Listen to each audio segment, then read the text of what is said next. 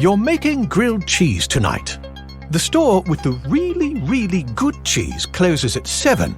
If it's 12.1 miles away and work ends at 5:45 but rush hour picks up around 6:15, when's the latest you can leave for cheese? Don't know? Not to worry. Waze knows. Take a look at the traffic forecast and plan your drive ahead of time. Waze. Download and drive today. Buying a used truck can be full of unknowns. But at Penske, we know trucks. Our expert sales team can help you find the right used vehicle to meet your business needs. Plus, at Penske, buying is easy with financing, insurance, and warranty programs available. Leave the unknowns behind and buy with confidence. View Penske's entire inventory, current deals, manager specials, and used truck center locations at PenskeUsedTrucks.com.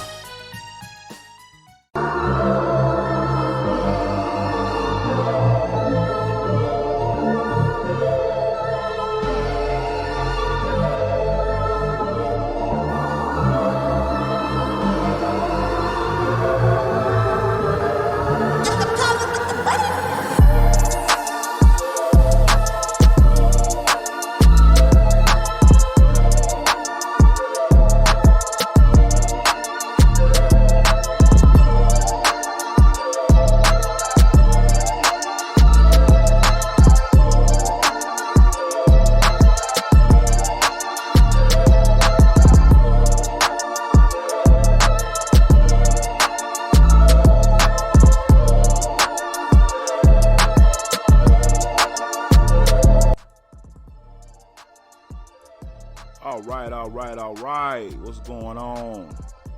You are tuned into the Cigars with Mac podcast. I am your host, Cigars with Mac. And today, we're going to talk about which is a better investment, real estate or stocks.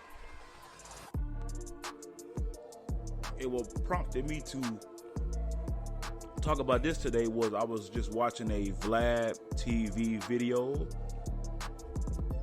Vlad TV is a YouTuber / used to be a DJ, and he reports on a lot of fuck shit in Black America.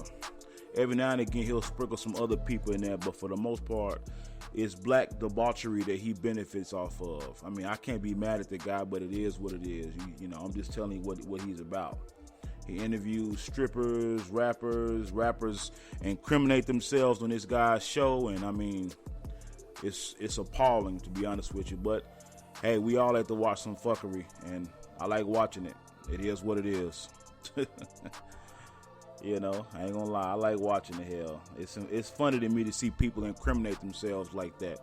It's kind of stupid for them to do it, but I'm like, hey, if you dumb enough to do it, I guess he said he might as well benefit off of it, you know, financially anyway. How's everybody's Sunday going? Mine is going pretty damn good. Today's podcast is brought to you by, again, one of my favorite sticks, the 5-Star Tabacula Era. I got this cigar at Paladin Cigars. So if you're ever in the Fort Worth area, go to Paladin Cigars, ask for Matthew or Aaron, tell them Big Mac sent you. They'll know who I am. Anyway, what made me want to talk about this was the fact that a lot of people have questions about investing and things of that nature. And Vlad and the gentleman by the name of Jay Morrison were having a healthy debate on which is better as far as an investment. Me personally, I think stocks are. That's just my opinion. I don't really deal with real estate other than living in it, because it seems to be such a hassle. You know, I look at real estate as just something to live in, you know, but believe it or not, we all have to have real estate. So I'm going to play some sound bites, and I'm gonna give my commentary and just give you my wholehearted opinion on the whole matter. But I'm gonna go ahead and give you the answer as far as how I feel. I feel stocks is better. Now, when I say stocks, I mean purchasing stocks. I don't mean day trading. You know, two different things. You know, and something I'm learning about from a good friend of mine is forex trading.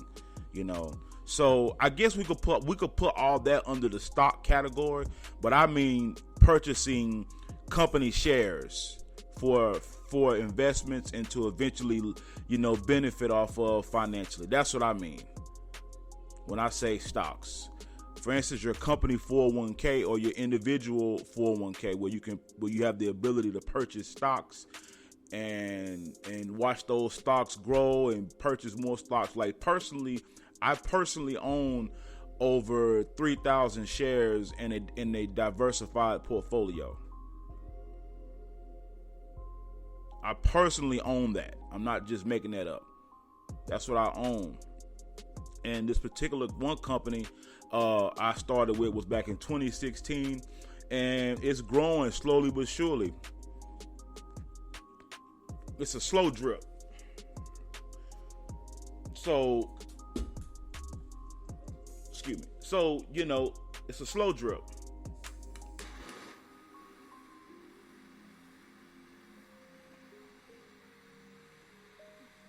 It is a slow drip, and that's why I like stocks. That's why I like stocks, because it's a slow drip. It is a slow drip.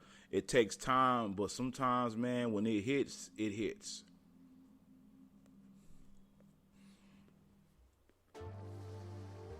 So, momentarily, I'm going to play the video that I heard earlier today on YouTube, and I'm going to let you guys hear it. I'm going to just give my commentary, you know, and I kind of like doing this because it's fun. But it gives you and it gives you and me a different perspective. If my mother were hearing this, she would correct me. So, again,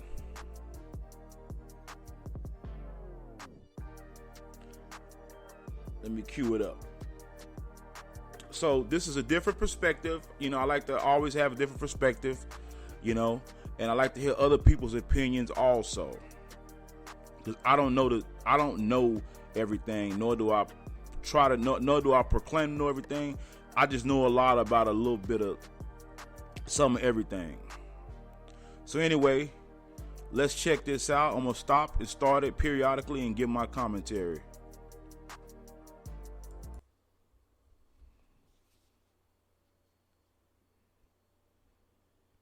Selling cocaine, there's a lot of violence that goes.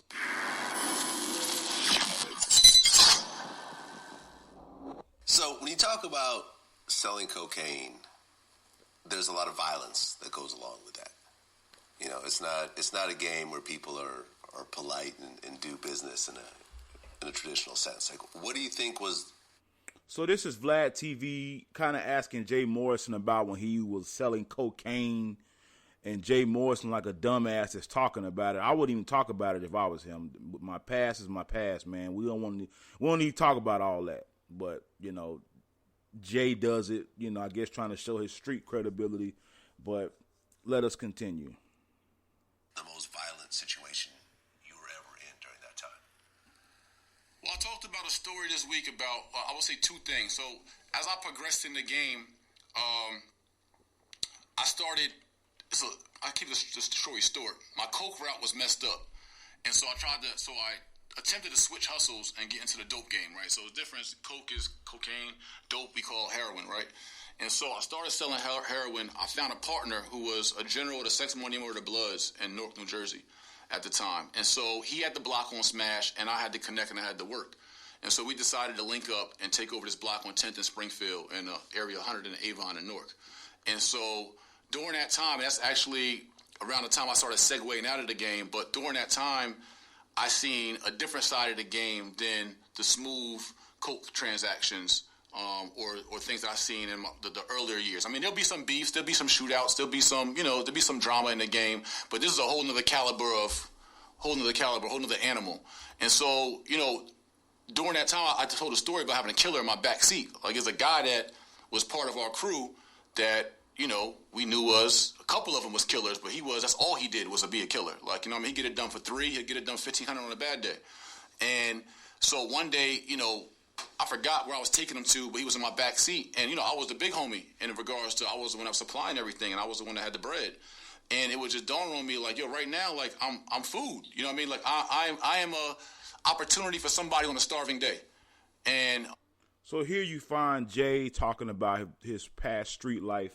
And what he means is he's fooled by, when you're in the game, when you got cats that don't make as much money as you do, or cats that are working for you, and they see you eating, man, it could be a level of jealousy, and rightfully so. I mean, hey, if you're eating, why can't I eat?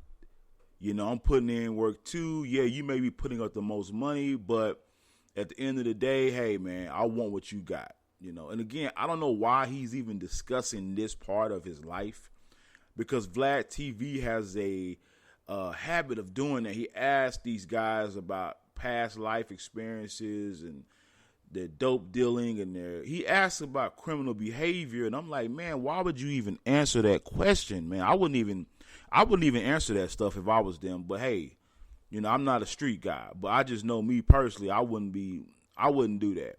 But eventually, we're gonna get to where they have a healthier debate over stocks and real estate. I just kind of want you guys to hear the full interview. I don't want anything taken out. I want everything raw and uncut.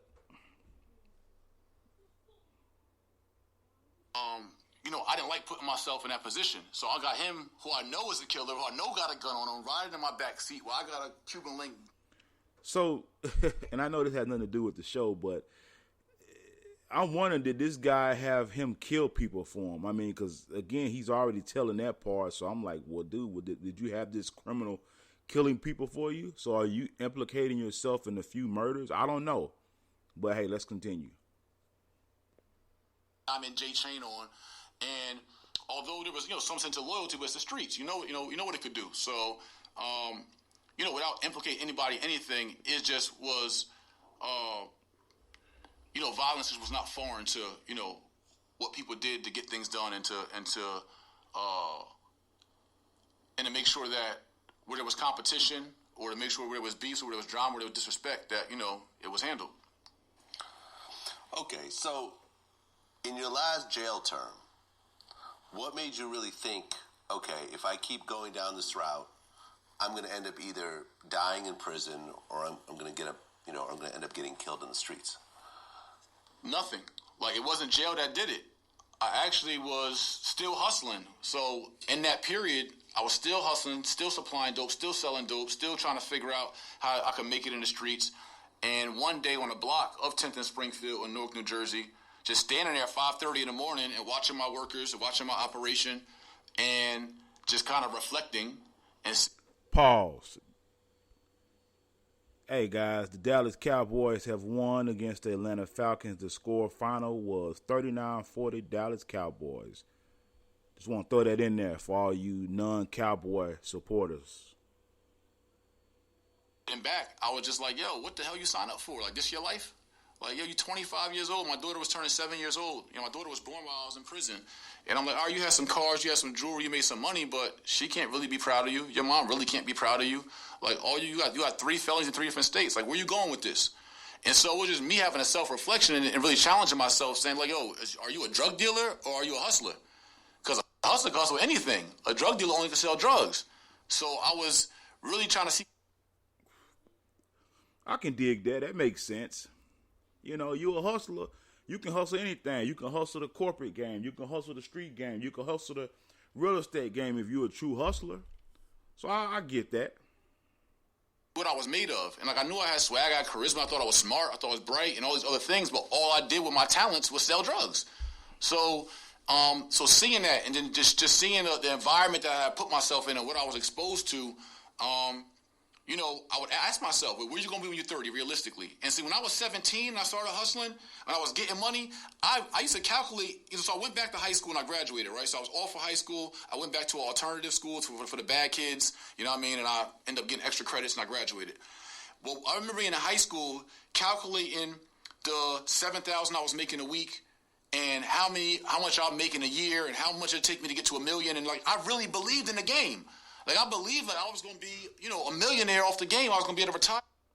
Well, you know what that tells me? That tells me he's the kind of person that he's dedicated. I've actually done a podcast on Jay Morrison.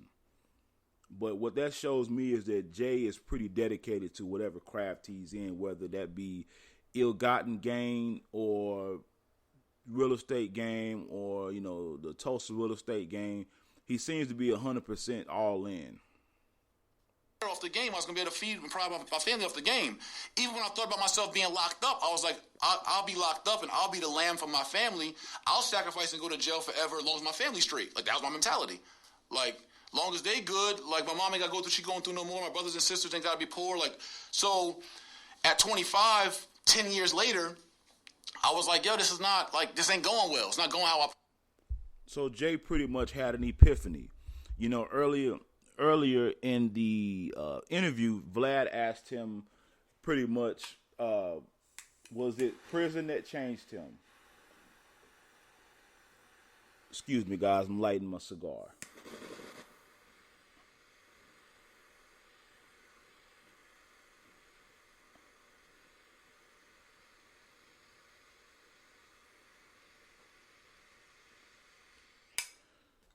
See, what you find is a lot of guys, they go to prison, a lot of people, they go to prison, and, you know, prison turns them around. You know, it's a wake-up call. And I guess Jay is pretty much saying, hey, I'm not going to sit up here and say prison changed me. I'm not gonna lie to you like that. Pretty much, I woke up one day and knew I needed to do something with my life productive. So I respect that also. Let us continue. Landed.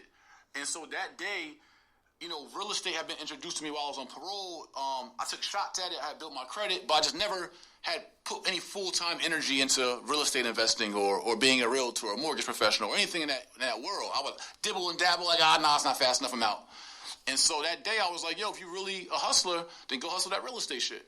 And so I literally that day, later that day, I gave the rest of my work to my man. I had some coke left from another operation, gave that to my other man. I had my family phone and my trap phone. And that day I was just driving down the street and out the window, I just cracked my trap phone. And I was like, yo, I'm done. And I walked away from the game cold turkey. So it wasn't prison that did it. It was just me that did it. I made my mind up that I'm actually better than this shit. And I went out here and been better than this shit.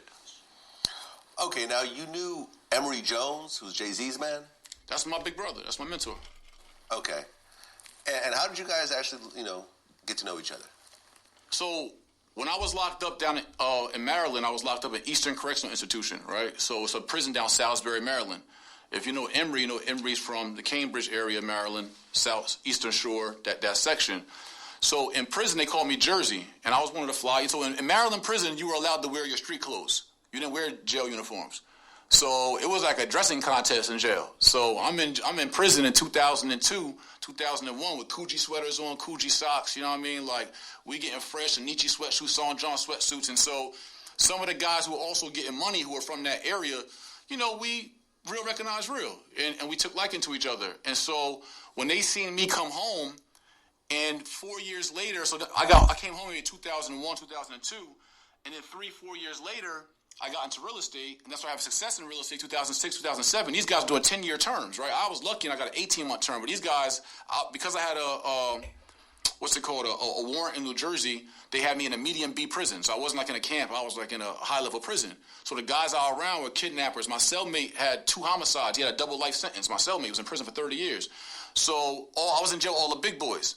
And so one of the guys, we stayed in touch, and I would send him some money, some pictures from time to time, and just keep him alive. Because, like, pictures do a motherfucker for somebody in jail. Like, I don't even write letters. I just send pictures. I don't say shit in no letter. I'm going to send you some pictures. Like, look at that shit. And I know what it did for me when I see pictures from the outside world. So I would just send a guy pictures, and then they had some connects down Eastern Shore, and they knew I had some plugs up in Jersey. So, we linked some things up while I was in the streets and shit like that. And then when I transitioned to real estate and started having success, I was on BET. You're making grilled cheese tonight. The store with the really, really good cheese closes at 7. If it's 12.1 miles away and work ends at 5:45 but rush hour picks up around 6:15, when's the latest you can leave for cheese? Don't know? Not to worry. Waze knows. Take a look at the traffic forecast and plan your drive ahead of time. Waze. Download and drive today. On a show called Transformations, and then I won the Rockaware I Will Not Lose contest. So, as we can see, Mr. Morrison did have success in real estate. Again, I have nothing against real estate as an investment, but for me, I don't want to deal with tenants. I don't want to deal with wholesaling. I don't want to deal with all that. A lot of people are very successful off of real estate. I have no doubt in my mind that they are legit real estate investors and or agents, and they've made a lucrative lifestyle off of real estate. Now,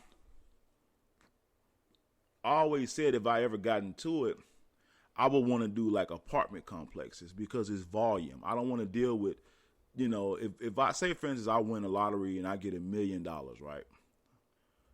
Well, if I was a real estate guy, the average house costs about $200,000. Say for instance, I win $500 million, $500,000. I know at least where I am, the average house is $200,000. So you buy 10 houses. I'm sorry, you buy 5 houses. That's $1 million. 10. That's $2 billion. Yeah, I don't want to deal with all that. I'd rather get an apartment complex for $1 million with, for instance, 30 units at one go around, and depending on if I put it in a nice area in the Metroplex, hey, I can charge $1,500, $2,000 a month for rent. I got the little, I hook it up with the little community center and all that. I feel like I would get more of my money because for the most part, some people don't want to deal with the responsibility of having a house. Now, and the reason why is because when you own a house, unless you have a warranty or unless you know how to fix things yourself, you're going to be paying for a lot of things out of pocket. You're going to be paying for plumbing. You're going to be paying for your lawn care. You're going to be paying for all that. So if you set it up right, if you set it up right with an apartment complex, that $500,000 that you invested, I'm sorry, I don't want to confuse anybody. If say for instance you win $500,000 on a lottery, okay, you can usually buy a complex on average for probably about $10 million, and I'm probably overdoing it, but I'm being realistic. So I feel like you could get more on your dollar for that. Depending on how much you charge, you could easily make $1 million a year. Easily. Now, what your expenses are going to get you at is with maintenance and upkeep. But it wouldn't surprise me if those, depending on how you bought them, they too came with the warranty.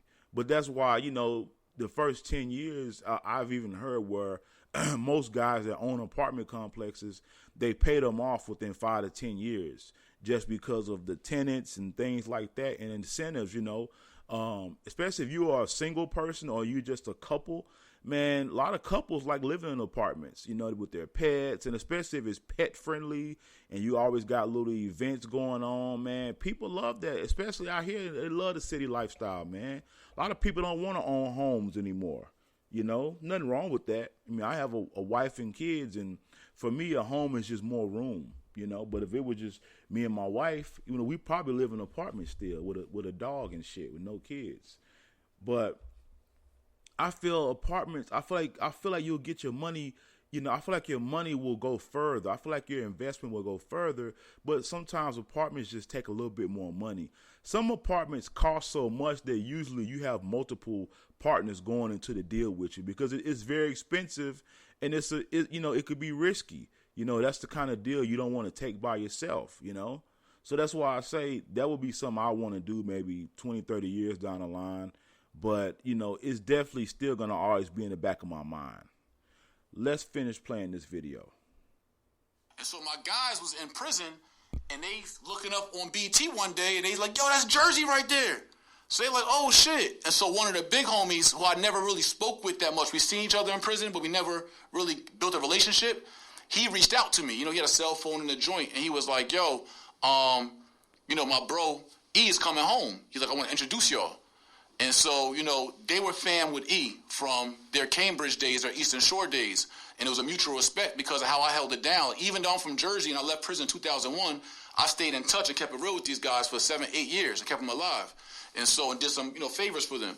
And so they introduced me to E, and then eventually they came home, and then E and I just built a bond as at that time in 2009, 10, 11, I was taking my shot outside. I made a lot of money in real estate, so I'm like, I'm going to start a record label. Like, well, man, I'm a black man, start a record label.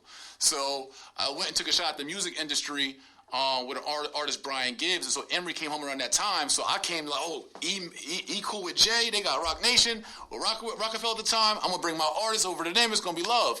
And then he was like, look, man, everybody do this music shit. Anybody can do this music shit. He's like, everybody can't do that real estate shit you do. He said, when I was gone, I heard about you being a man in real estate. He was like, yo, I think you should do that shit. And I thought about it, and I was like, you know what? He was like, do what you do best. That's what he told me. He was like, do what you do best. And so I thought about it, and I was like, you know what? I could try to compete with everybody in music. That's some good advice right there, man. Do what you do best. That's going to be another podcast topic. Do what you do best. Because, see, like I said before, I've given you my take on real estate. I've given you my take on it. But apparently, this is what Jay does best. And that's what the older gentleman advised him to do. Do what you do best. So, that's something we should consider as people. Do what you do best, man. Because I may not be good at real estate, but you may be better at real estate. I may be better at investing in stocks than another person will be. Or they may be better at investing in stocks. So do what you do best. That's good advice. I like that. I could just go be the man in real estate. Like, everybody can't rock that lane. And so that's what I did. I really folded my music company, like folded everything up, rebranded myself back into real estate, and got with Sotheby's International Realty. Ended up getting a gig on NBC as a celebrity realtor. Wrote my first book, Hip Hop to Homeowners, and just really started going full steam ahead into real estate. And, and then just blew up and did my thing from there. Now, when you talk about real estate, I mean, that's a very rough game in terms of amassing money. It's not. It's a misconception. Okay, we can discuss that, because I have my own opinions. That's why I'm here. My own experiences. We'll get into that part later. Oh, gotcha. But in terms of your real estate career, what do you think was the secret to you succeeding in this game and also making most of your money in real estate? Honestly, man, it's this right here. It's the work ethic, my hustle, my grind. Everybody else in real estate, the typical real estate investor or developer or realtor or mortgage professional or anybody in the industry, they cut their phone off at 5, at 6, at 7 maybe. I never cut my phone off. Did y'all hear what he just said? Your work ethic, your grind. No matter what you do in life, if you don't have a good work ethic, it won't work. If you don't have a grind about it, it won't work. And that's the reason why I got off my ass and said, you know what, man? Yeah, you have a lot of stuff going on, but you enjoy doing podcasting and people enjoy hearing your thoughts on certain matters in the world. So why not just give it 110%? Even if you don't do a podcast for 10 or 15 minutes, you've done one. You put material out there. You put material out there, and you're building your portfolio. And vice versa. In something like real estate, like Jay Morrison was just saying. The reason why he was so successful at real estate was because his work ethic. He never slept. I remember when I became a franchise owner.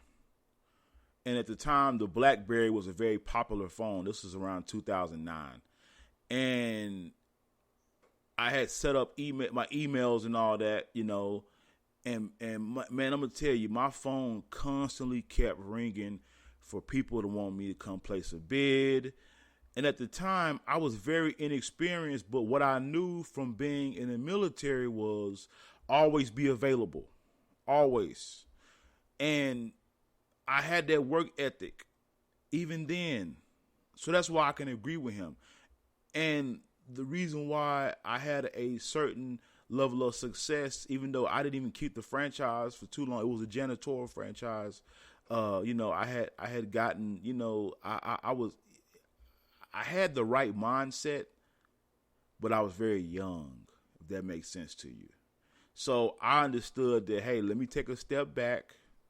Let me learn how corporate America works, because when you own a franchise, ultimately you're buying into the brand, and ultimately that's corporate, you know. So when Jay says you have to have a good work ethic, you have to outwork the work, he's 100% correct. Whether I agree with him as far as the Tulsa Real Estate Fund and how people have had to get their money back and sue him and things of that nature, that doesn't mitigate what he's saying, because the truth is still the truth.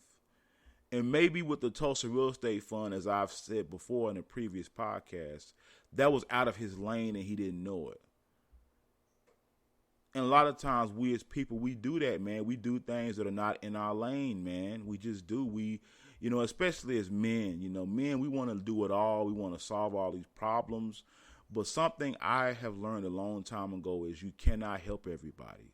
You cannot solve all problems, and you cannot know everything. And to be honest with you, I don't want to know everything. I know that probably sounds kind of crazy to some people, but I don't want to know everything. I enjoy being a student of life. I enjoy sharing experiences that I have about life and on life, but I don't know everything. And I'm not ashamed to say that. I'm not ashamed to say the mistakes that I've made in life.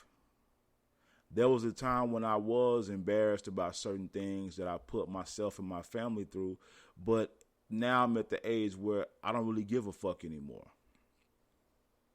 Why? Because I'm human, and people respect that about me. So anyway, let's continue. This is a long video.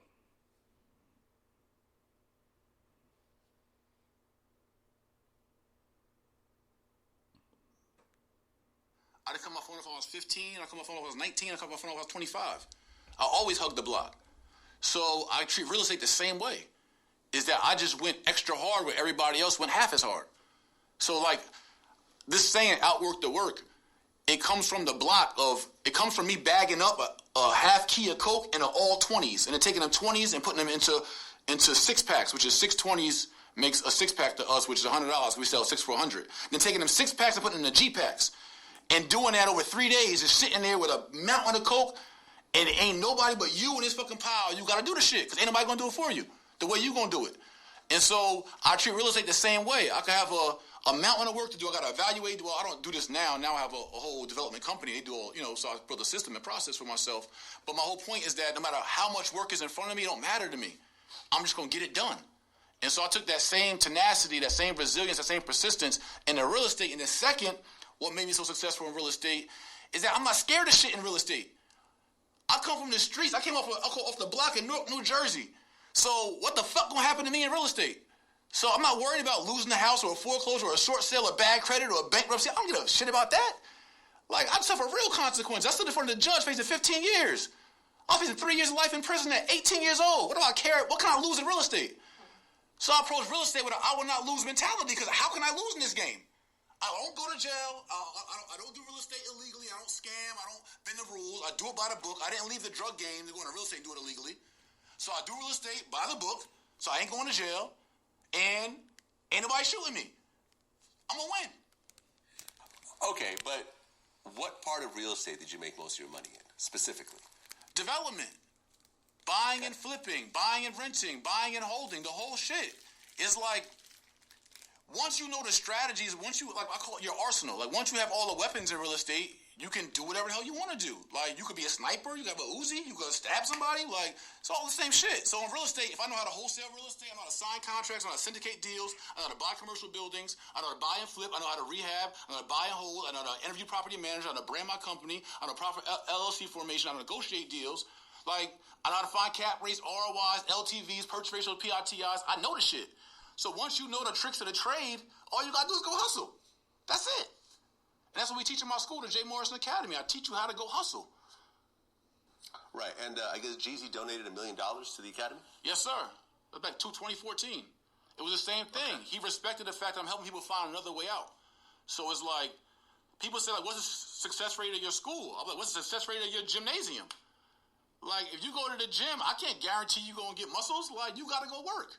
All I can do is give you all the fucking tools in the training.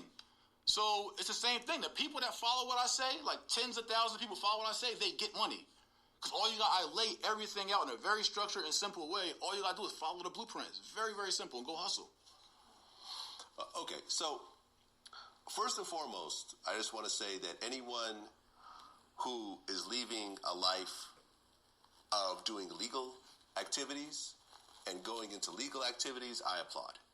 I think that, as someone who's done illegal stuff in the past, done some gray market stuff in the past, and now has a legal business, it's a much better lifestyle. There's always peace of mind.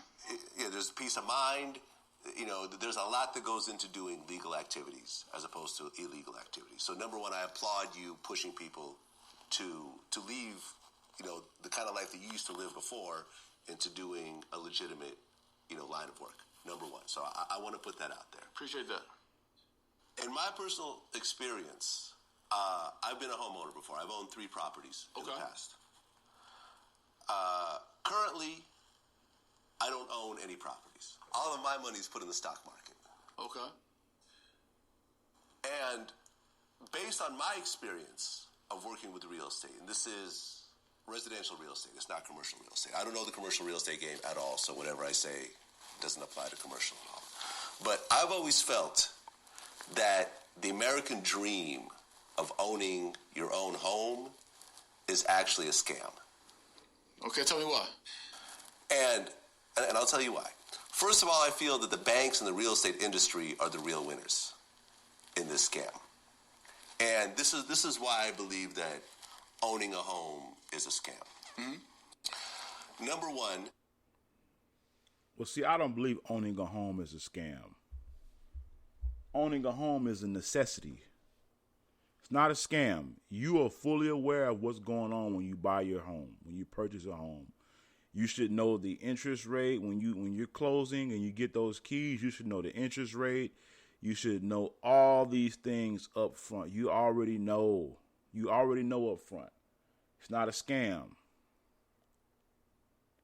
A scam is when you don't know. I don't consider that a scam at all. I consider a lot of people like myself who've been through foreclosure, we just, at least me personally, I mismanaged a lot of money. That's what it boils down to. I mismanaged a lot of money, and I didn't have to get the house that I bought. I could have got a house cheaper then, I could have got a house less expensive to where, had I been laid off, it would have been a piece of cake to pay the mortgage. So I'm not going to say real estate is a scam. If that's the case, then living in an apartment complex is a scam because you're living in real estate. No matter how you look at it, you're in this world, you're going to be paying somebody. 1, 2, 3, 4. For everyone's safety, Vermont requires a 7-day home quarantine with a negative COVID-19 test, or 14 days with no test to visit this winter. 13, 14, 15, 16, 17. We're also 18, recommending you take the time to do some extra squats, 20, lunges, wall 22, sits, 23, or high knees. 24, 25, 26, 27, 28, 29, 30. With reduced lift and lodge capacity, you're going to have a lot more time to spend on the slopes. So take the time to get your legs ready. 38, 39, 40. Vermont in winter. It's worth the wait. 1, 2, 3. This winter, plan your trip. Don't trip up your plans. Talk to your favorite inn or resort about smart travel suggestions and reservation policies. For full COVID-19 travel guidance, visit vermontvacation.com. 16, 17. Buying a used truck can be full of unknowns. But at Penske, we know trucks. Our expert sales team can help you find the right used vehicle to meet your business needs. Plus, at Penske, buying is easy with financing, insurance, and warranty programs available. Leave the unknowns behind and buy with confidence. View Penske's entire inventory, current deals, manager specials, and used truck center locations at PenskeUsedTrucks.com. I know a lot of people, you want to be debt free and things of that nature, and I believe you should, but at the end of the day, you're gonna pay somebody. Excuse me. You're gonna pay somebody. So this scam thing, I think people kind of overuse the word scam. I don't think that's a scam, owning a home or financing a home, because in my opinion, you really don't truly own it until you get the title. Kind of like a car. You don't really own the car until the title's in your hands. Then you can say you actually own it. That's my opinion. But for the sake of the argument, we're gonna say you own a home if you're paying a mortgage every month. Because at the end of the day, if you default on your loan, that will go on your personal credit report, or if you get your vehicle repossessed, that too will go on your personal credit report. So to a degree, you do own it. You still owe the bill.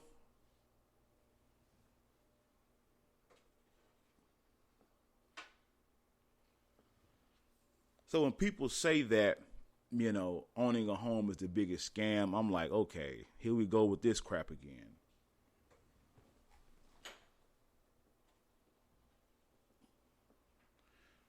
So, I just learned, kind of like Jay just said, do what you do best, man. Do what you do best.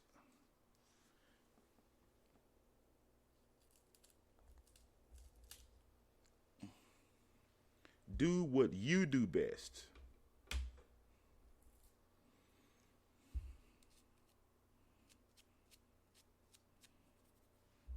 All right, let's play some more of this video. You lock yourself into 30 years of payments. Gotcha. And you don't know what your future earning potential is going to be. Right. There's some risk there. Number one, yeah. Okay. You may lose your job. You may have to get a new job, or you might have a job that earns way more than you earn now. Right. So therefore, whatever you lock yourself into for 30 years may not apply in the future. Okay. And now if you do lose your job, which has happened to me before, right, where I had to shut down my own business. Okay. So now that explains why Vlad TV believes owning a home is a scam, because he's lost a home. He wasn't, his money wasn't like it should have been. And like most people, in the earlier part of our lives, we don't save money like we should. That's okay. I mean, it's okay to admit that. I'm not going to say it's okay to not save money, but that's okay. And at least he admitted that. But that's why he thinks it's a scam, because financially it hurt him personally. So quite naturally, there's a sore spot when it comes down to owning a home or financing a home. I can understand that. I don't necessarily agree with it, but I can understand it. Let us continue.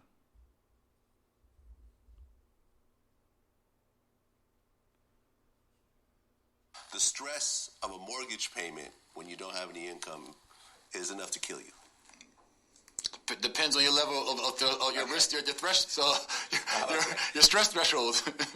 I got When you lock yourself into a mortgage, when you can't make a certain number of payments, the bank ends up foreclosing on you. Gotcha. They take your property. They also take whatever down payment you gave them initially, and they go and ruin your credit. Okay. Which makes your life very, very, very difficult in the future. Okay. I'm waiting. Go ahead. I'm going to get you, but go ahead. During the course of paying off your mortgage, most of the time you paying your mortgage, you actually pay interest. You don't pay your principal. Right, for 20 years. The first 20 years are most of the interest. So you can have a 30-year mortgage. 20 years in after paying, you look at how much you owe, and it's damn near the same amount as when you started. Mm-hmm. You're responsible for all the repairs of the house. Mm-hmm. And yeah, you're responsible unless you have, a warranty, a homeowner's warranty. And you could purchase a homeowner's warranty at any time and continue to use it and just pay a deductible.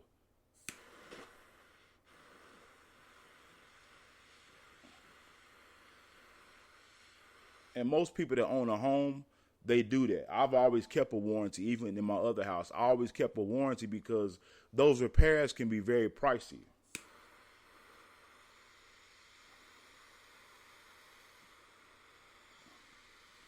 And so what it is that when you get a homeowner's warranty, you want to make sure that damn near everything is covered that can be covered.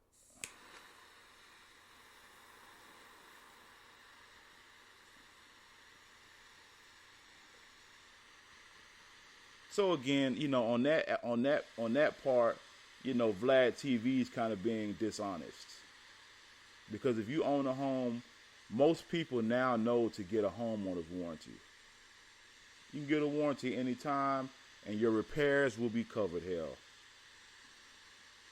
that's like your vehicle. Even if you paid your vehicle off, as long as it is a certain age, and even still, they have warranties now that'll cover older vehicles. Hey, you're always covered.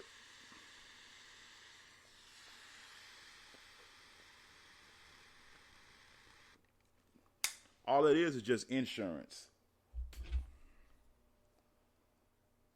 Excuse me. And when you actually do sell your home, a huge chunk of money goes to the real estate agents, both the buying and selling agents, as well as the closing costs. Well, typically 6%. I wouldn't call that a huge chunk. 6% of 100% is not that bad. 6% of the total cost, plus there's the closing cost, the escrow cost, and everything else like that, which is thousands of dollars. It can be, depending on the size of the house, and the closing costs can be deferred to the buyer, but I understand what you're saying. Right. Now, when you look at the stock market, you could buy and sell at essentially zero cost. Mm-hmm. When stock markets crash... a broker, because real estate you can sell without any cost as well, just don't use the broker. But in stocks, if you're using a broker, you pay costs as well. Both of these men are correct. I've had a friend who brokers his own deal when he sells a house. I don't think he's ever used a real estate agent to sell a house for him. He keeps damn near all the money.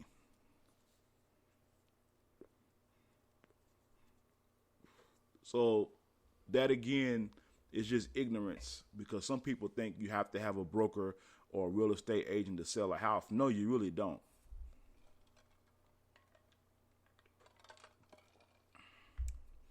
But the thing about a real estate agent is they're going to pretty much get it to where they benefit off of the house, off of selling or buying a house. For example, when I bought my first home, I should have bought a brand new home because I had a new baby, and babies can be very expensive. And when you have a new baby, when you own a new home, a brand new home, when you own a home, period, there are going to be repairs. Things are going to break down. Even in I have a brand new home now. It's 2 years old now. And I've had to call the warranty company out. Oh my God. 6-7 times to come out here and fix stuff. Oh yeah. Because things break down. But the beauty about owning a new home is everything is new. You know, it's honestly has a new smell. Everything is new, and you can say that you have bought a brand new home. But this is very critical from my experience to get one especially when you have a new family. That's just my opinion.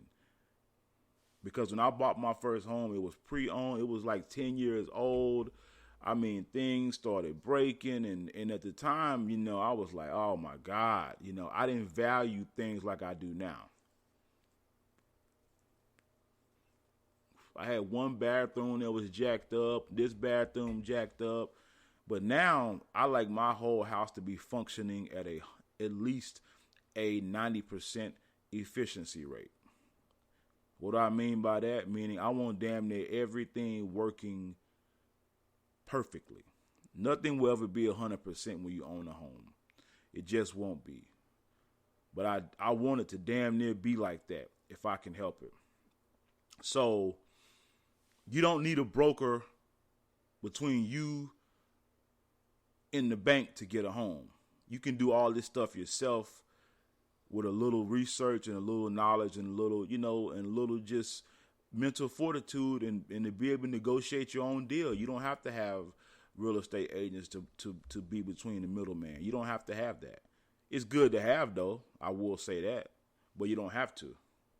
Let's continue. Commission on buying, selling the Well, stocks. can you actually buy and sell without a broker? Yes. You don't need a real estate agent to buy real estate or sell real estate. Okay, so you're saying that you could put your house for sale. You could put your house up for sale yourself, and yes. then an individual has to approach you without an agent themselves, and so forth. Yeah. But isn't that a rarity in the buying and selling of homes? Most homes are bought and sold with agents. Well, the real estate association, which I'm no longer. I'm here to tell you that's not a rarity. A lot of people list their own homes and they sell their own homes and they do their own deals without an agent. That's not abnormal. A lot of people do it. It's just we've been conditioned to use a real estate agent because we know if they list it, there's a high chance that they can sell it, especially if they know how to advertise it right. So I don't completely agree that statistically most homes are sold by a real estate agent. I don't believe that. I mean, I need to see the stats on that because I've known a few people who've done their own deals without a real estate agent. And don't get me wrong, a 6% commission deal is really not that's not bad, especially out of 100%. Because like I said before, you're gonna pay somebody in this world. So you're not gonna some people they always want to win. It doesn't work like that. You're not gonna win everything. I'm sorry. That ain't even how life is. That's not even how life works. You're not gonna win every deal. You're going to take some losses. You're going to have to negotiate some things in this world. It's going to have to be a give and take. Part of, right, the board of realtors. The realtor is not just a real estate. Every real estate agent is not a realtor. The realtors are part of an association. They have millions of dollars. They do great marketing to make every homeowner and people like yourself think that you need us to sell your house because that's how they get paid. So that part is essentially a scam. The fact that real estate investment and home ownership education is not taught in our schools is a scam. They teach you how to dissect the frog, but not how to own a home. So you have all these misconceptions which lead people like yourself to not be well informed going into real estate. Well, if you're not informed, yes. If you're not informed in any industry, it's going to feel like a scam because you don't know. Well, that's something else I don't agree with. It's not a scam. The Real Estate Association. To be a real estate agent is not a scam. This world revolves around sales. That's all a real estate agent is a salesman or a saleswoman. That's not a scam. You have to sell. You have to. That's not a scam. You see what I'm saying? That's not a scam. Yes, they have to spend money. Yes, they have millions of dollars in advertising and all that stuff. There's a reason why. If that's the case, everything is a scam. Walmart is a scam. Target is a scam. Chick-fil-A is a scam. No, it's not a scam because you know what you're getting is right in front of you. A real estate agent is necessary. You do need them. But once you have the knowledge and ability to do your own negotiating, and you can do without them, hey, that's even better. But I would not consider the real estate association a scam. No. It's kind of like being in a union. Even though, yeah, some union dues are very high, there's a reason why a union is in place. It's a reason why. It's not a scam. Because you know fully aware of what you're getting yourself into.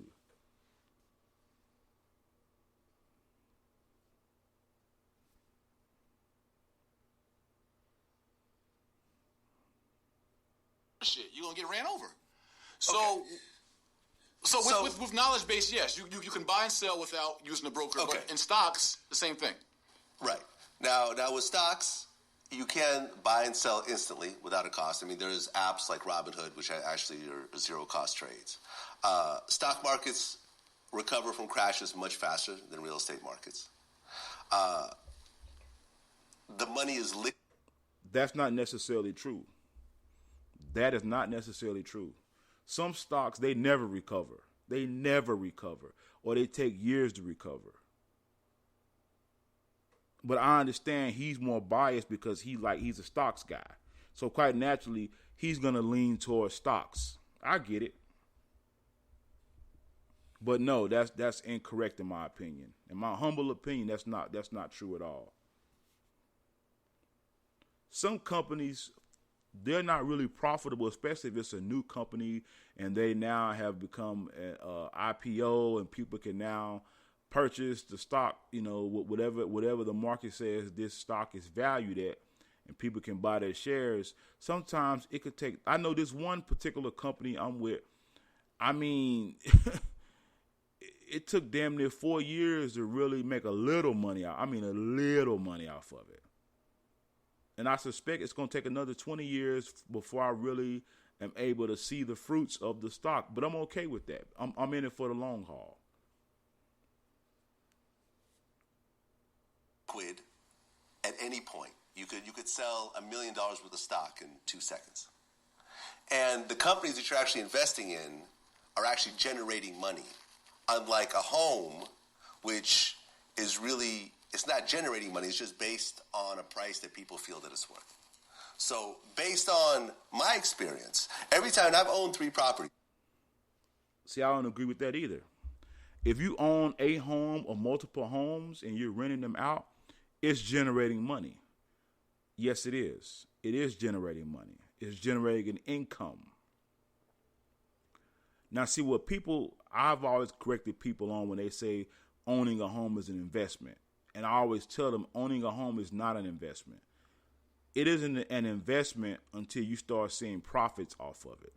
Then it's an investment. I said, for instance, if you own a home, a 5-6 bedroom home, and it's just you by yourself, and you're able to, your mortgage is $2,500 a month or $3,000 a month, and you're able to get each of those rooms rented out for $700, $800 a month.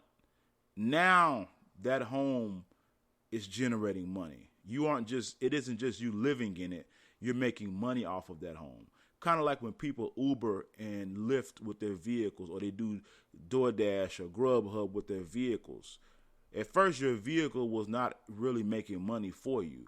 But now that you're using your vehicle to make money with, now that vehicle actually is a money-making source. So I cannot agree with him on that. Even though I'm more favorable towards stocks, I can't agree with him on that. Every time I've sold the property, after you count up all the costs, the real estate costs and the closing costs, I've essentially broken even. I didn't lose money, but I didn't make any money. During that time, in retrospect, if I had put my money in stocks instead of putting it into down payments and so forth, I would be much better off financially. These days, all my money is in stocks, and the amount of money I made from stocks is massive. But you've also probably trained yourself or were trained on stocks, though. You just got an education in stocks, so you know how to pursue stocks. In real estate, think about it like this. You said you didn't make any money off those homes. But you just said it yourself. Where you're sitting right now is what? Real estate. Where I'm at right now is what? Real estate. Real estate. Where every single one of your viewers is watching this right now, they're where? Every single one, I guarantee you, is where? In real estate. Well, Everywhere. In their car. It's still on real estate. And the car's driving on what? Okay, man. In their car. Come on, dude. Let's not be an asshole. He's telling the truth. You have to have real estate. Whether you're living with someone or whether you are renting an apartment or you're buying a home, you have to have real estate. That's what he's getting at. That's what he's getting at.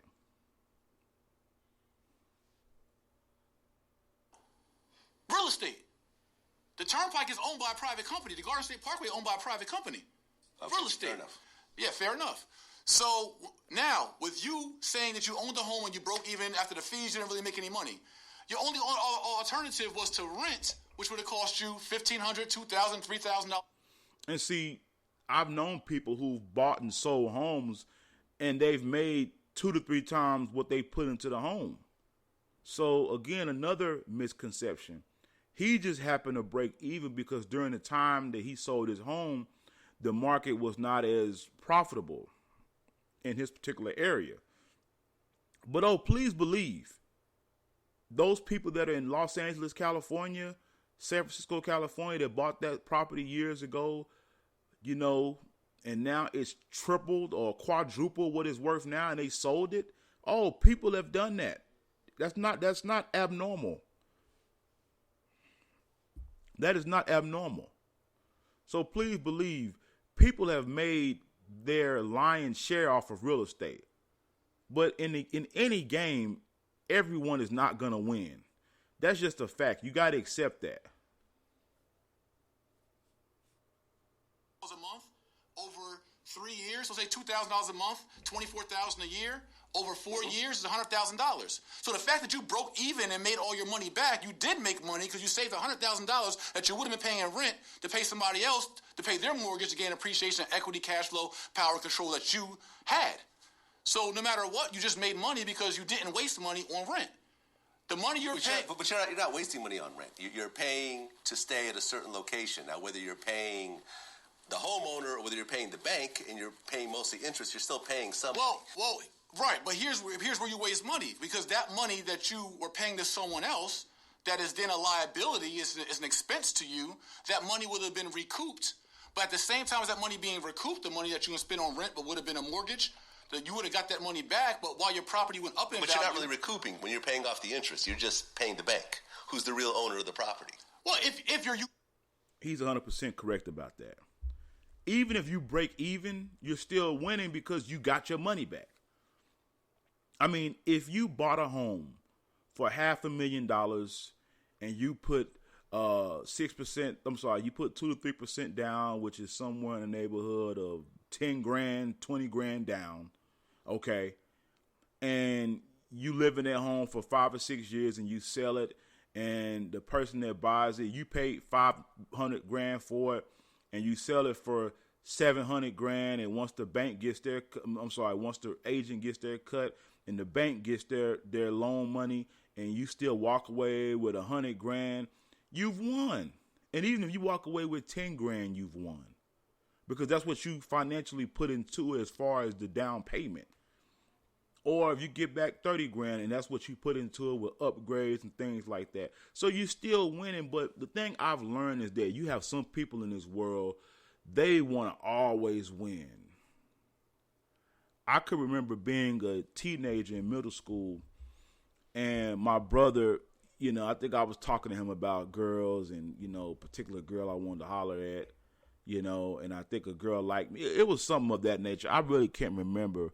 But what my brother told me was he told me back then, he used to say, little bro, you can't win them all. You can't win them all. And that's what people don't understand. You're not going to win them all. You're not going to win at everything. Sometimes you're going to break even. And that's just what it is. Sometimes you won't win, you won't get anything. But hey, it is what it is. Let's continue. There's no mortgage. You also can buy property cash as well. Right. 95% of people who are going to be buying homes who are watching this right now are going to get a mortgage. Not a lot of people have $1 million in cash that they're going to put straight into a property. Okay, but while they're putting that small down payment and they're paying a mortgage company and they're paying interest, that property is typically, if you buy right, going up in value, gaining appreciation and gaining equity that you can then leverage for other investments. But it's not gaining appreciation in the same way as a company's gaining appreciation. The stock market moves much slower. The real estate market moves much slower than the stock market. But you can buy a real estate investment, and you can buy it cheap with equity already in it, starting from the beginning. I mean, we're not talking about commercial. We're talking about residential. No, residential is anything 1 to 4 units, or 1 to 4 units, even with the store attached, can be residential mixed use. Okay. Well, I mean, let's just talk about single family homes, because once you talk about multi units, I guess that's not technically commercial, but you're talking about more of a commercial type. Right. So you're talking about a business at this point. I'm talking about a single family home where you live. Right. So what I'm saying is that what I teach is for my students to buy a 2 to 4 unit home where they live. So you live in one unit and allow the second unit, the third unit, or the fourth unit to pay your mortgage all for you, or the cash flow for you. Okay, and that's fine, and I respect that. But this is not. That's not what I'm referring to. Okay, so a single family home where you live by yourself. I'll go apples for apples with you and talk about single family home versus stock market. So you're talking about that. The stock market, but see, where it's not apples for apples, you're talking about where I live versus an investment vehicle. Let's compare investment vehicle versus investment vehicle. You want to compare the home in which I reside to an investment vehicle. Where you live is not necessarily an investment. I don't look at you owning a roof over your head as an investment. I look at it like you got to live somewhere anyway. So if I got to live somewhere anyway, I'd rather live somewhere where I have the power and control. Because not only do you own the building when you own real estate, you own the mineral rights below the building. So if you find oil, gas, diamonds, gold in your backyard, you own that land. You're not going to find diamonds in your backyard. It hasn't happened before? That has not happened before? There have not been people that found mineral rights. There have not people that found mineral rights on their land. They have not found natural gas on their land. Okay. The Beverly Hillbillies found oil in their backyard. I mean, this is real life situations. But what I'm saying is that 99% of people who are watching this are not going to find minerals and gold and diamonds. But it's important for 99% of people to know that you own the land around your real estate, the actual real estate, and you own the air rights above the real estate. You own the air above your house. So that power and control is very important, because in many of our communities, we're being gentrified, we're being kicked out and pushed out of Brooklyn, pushed out of Inglewood, pushed out of Chicago, pushed out of Atlanta. And the reason that's happening is because we have no power and control. So it's very important. The other perk to home ownership outside of stock, you can invest in a company, but you have no say-so over that company. You can invest in Disney, Starbucks, McDonald's. You have no power, no control. I can agree with him on that. Even though I may own thousands of shares in a particular company, I don't really have the ultimate say-so over that company. You see, both of these gentlemen present a good argument. And I agree with that. The video is almost done. I'm going to give my closing comments. And no say so. You owning the roof over your head, you then have But you could also rights. liquidate it. You could liquidate it right then and there in the middle of the day at any point in time, Monday through Friday from 9 And the stock market can drop at any given time. You can't liquidate it, or you liquidate it for a loss. Liquidating in the stock market definitely is a much longer. Statistically, for example, where are more millionaires made in the stock market or real estate? Statistically. I'm sorry? Where are more millionaires made in America in the stock market or real estate? Statistically. I'll tell you, real estate. Stock market. Not true. What you want to bet on Stock market. What you want to bet on it? What you want to bet on it? There's more millionaires in the stock market. What you want to bet on it? What you want to put up? Let's look it up. Let's Google it. Let's Google it. We tried to look it up, but we couldn't find any hard statistics for either one. There's more family wealth created by real estate than stocks in America. I'm certain of it. Well, more people invest in real estate than they do in stocks. Number one. But historically, from what I understand, the stock market has outperformed the real estate market. Well, Vlad, you just proved this point. If more people invest in real estate than they do in the stock market, that would have to mean that more people will become wealthy off of real estate.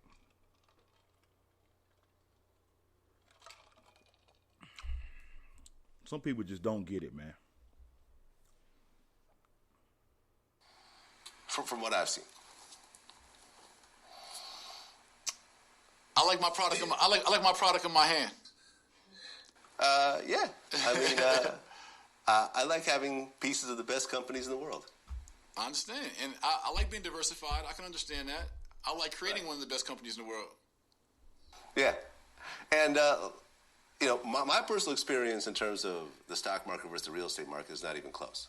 I've made more money with the stock market than I have in any business outside. But you weren't trying to make money with your real estate. That's a difference, though. You were just owning real estate. I agree. If you're just owning real estate, see, you're in stocks, you're moving around, your broker's moving around, you're selling, you're buying, because you're trying to make money. Right. I do it myself, by the way. I don't use a broker. Okay, but yeah, still, but you're doing it yourself trying to make money. If you're just owning real estate, it's like if I just own stocks to own stocks, if I just own a piece of a company to own a piece of a company, yeah, I'm not going to do well in it. If you just own real estate just to own real estate, you're not going to do well in it, or as well.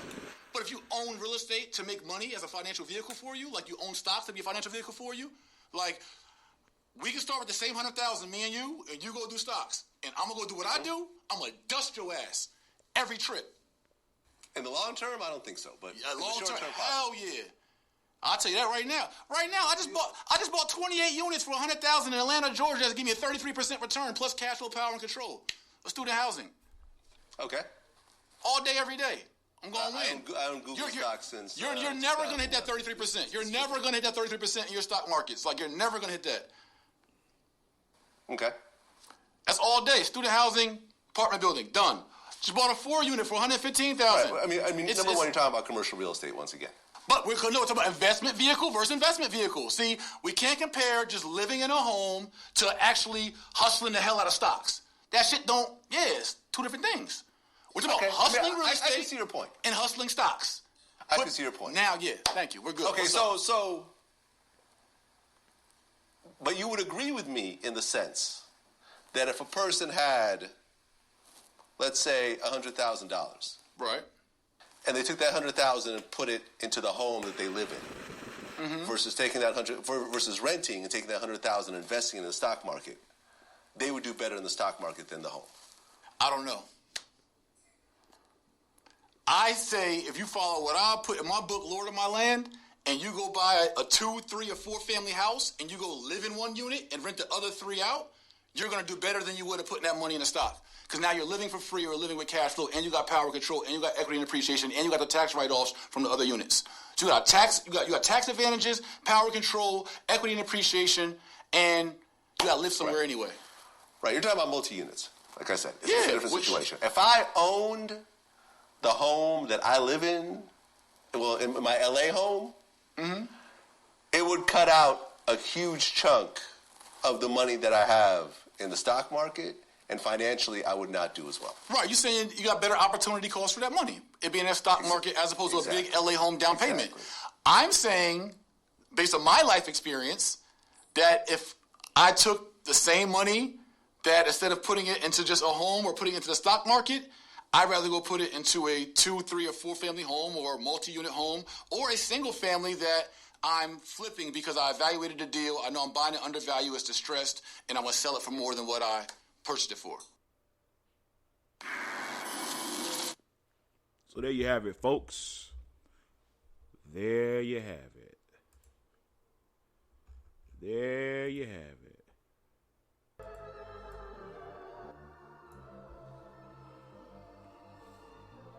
Both men presented great points. Even though I'm lean more towards stocks, I like the argument Mr. Morrison put together. I do. I think he put together a good argument.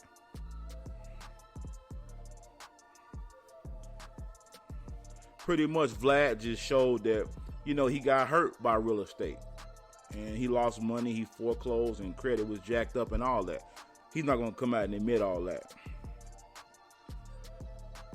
But I have to say, I agree with owning stocks is a better investment just because, it takes no maintenance, it takes no physical touching. It just takes a little bit of patience and longevity. But that's just my opinion. And in my opinion, with stocks, you can liquidate them a little bit faster, especially if you need the money ASAP. So I agree with that. But both men presented a good argument. And it was a good, healthy debate.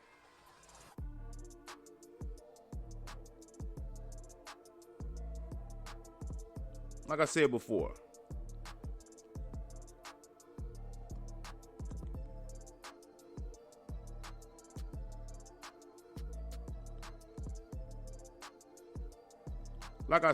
man, I see both arguments. And you really got to find out which one suits you best. Because for me personally, once I understood how owning stocks worked, it became easier for me. And I kind of wish I would have had this knowledge when I was a bit younger, but it's never too late. It really isn't.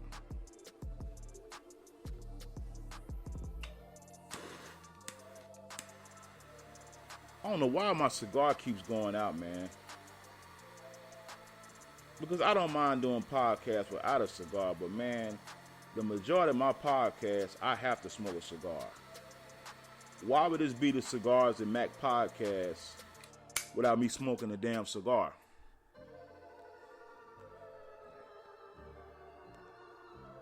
So both of these gentlemen presented a good argument. I can't knock them. They presented a good argument, and I agree with both of them. But for me,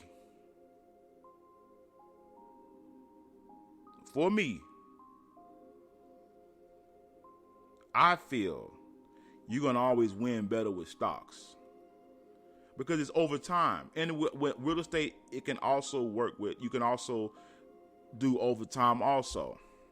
But with real estate, you know, especially if you're owning them and you're subleasing them out or you're leasing them out, man, that could become a headache. I knew a guy, he owned about 20 properties, and he told me, he said, man, it is a headache.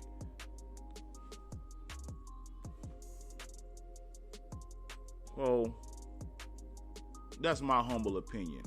What do you think? Anyway, this is the end of our podcast. I want you to follow me on every podcasting platform you can. Follow me so you get my notifications. Like, share, and I'm out.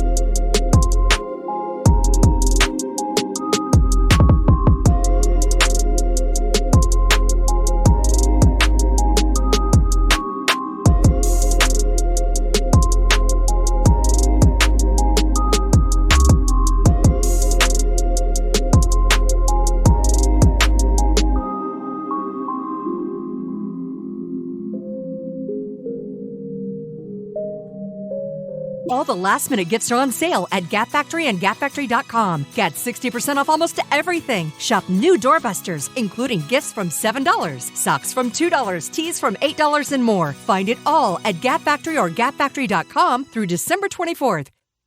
Cozy up for the holidays with 60% off everything at Banana Republic Factory, including soft sweaters, comfy pajamas, must-have gifts, and more from $9.99. Find your nearest store now, only at Banana Republic Factory. Looking for your next great hire? CareerBuilder is the fastest growing job site in the U.S. with over 140 million candidate profiles and growing. Plus, candidates on CareerBuilder have skills for the most in-demand occupations.